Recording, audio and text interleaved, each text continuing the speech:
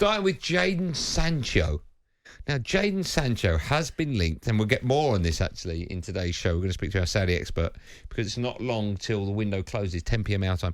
Jadon Sancho has been linked to a loan deal for the rest of the season to Al Ettifaq.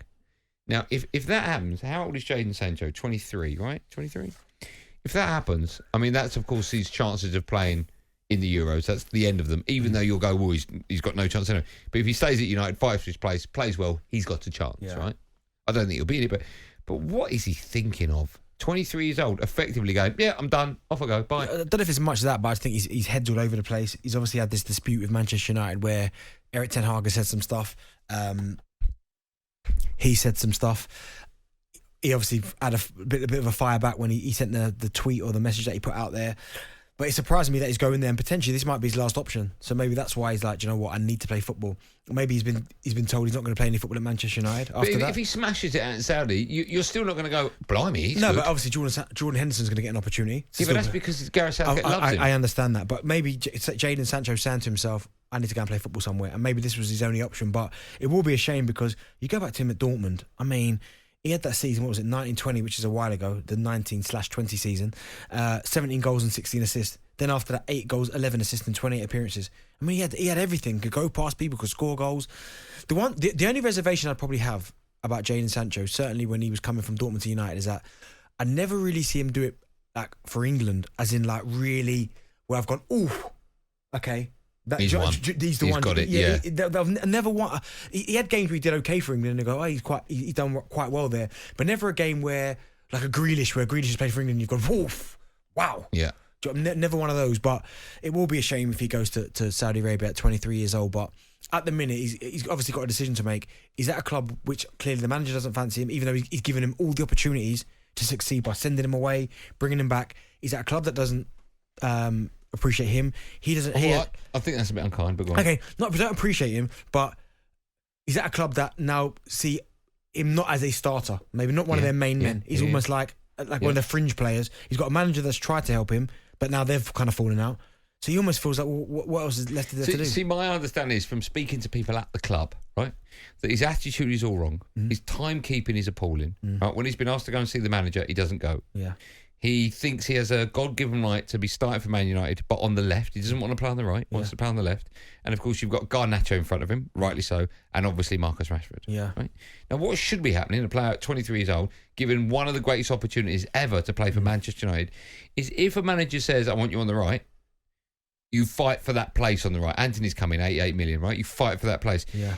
My thinking is, right, if I can't get on the right, I can't get on the left, where else can I play? I'll play fullback. I'll play goal. I want to play for Manchester United.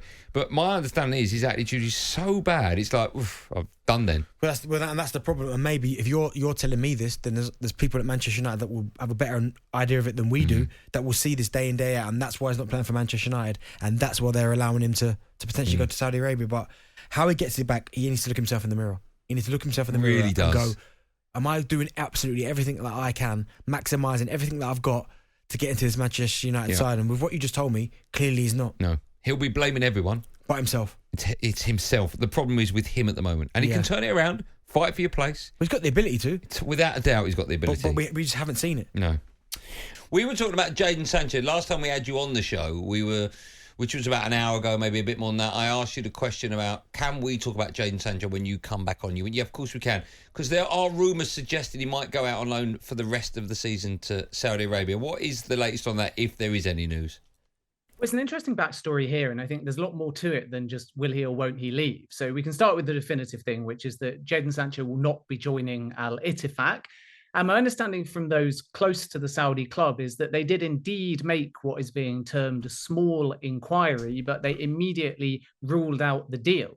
And here's where the story gets interesting, because if it was only a straight loan, they would have the finances to move. But seemingly the response that they got from both intermediaries and those around Manchester United was that if a late deal is to be done, it would have to be a loan with an obligation option. And that tells us a much bigger thing here, which is essentially that Manchester United, if we're to go by the terms of this deal, may want rid of Jadon Sancho for somewhere in the region of £50 million. So nothing really in the Al Ittifaq Sancho story, because immediately once they heard the terms of the deal, the Saudi club ruled it out. But then when you look at what those terms are, it does very much imply that Manchester United would have been prepared to either sell Sancho or loan him with some kind of obligation, which is very telling, I think. Very telling. Could we see any other English players potentially this late in the window maybe move over there? I think I heard Jamal Lascelles maybe from Newcastle could be one that they were looking at. Lascelles was one that was looked at by Al Taiwoon, who have made a very good start to the season, and Al Shabab as well, who are obviously in these advanced talks with John Terry, but time is running out. And from Al Shabab's point of view, they've got board issues as well. There's elections that are taking place in the next few days. So it's quite difficult for them to move in the market too freely at this stage. So I'd be surprised if anything comes off there.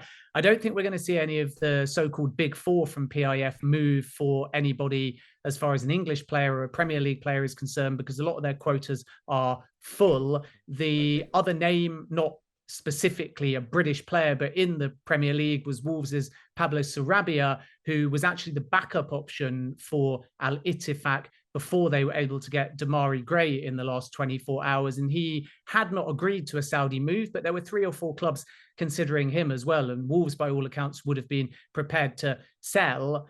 But at this stage, the player hadn't agreed to a move to Saudi Arabia. And I don't see that changing in the next few hours. So I actually think that this window is going to close in a relatively anti-climactic way, because of course we also know now pretty definitively that Mo Salah is staying Liverpool. talkSPORT Drive, super opinionated sporting debate, Monday to Friday afternoon from 4 on AM, on DAB, via the talkSPORT app and on your smart speaker. talkSPORT.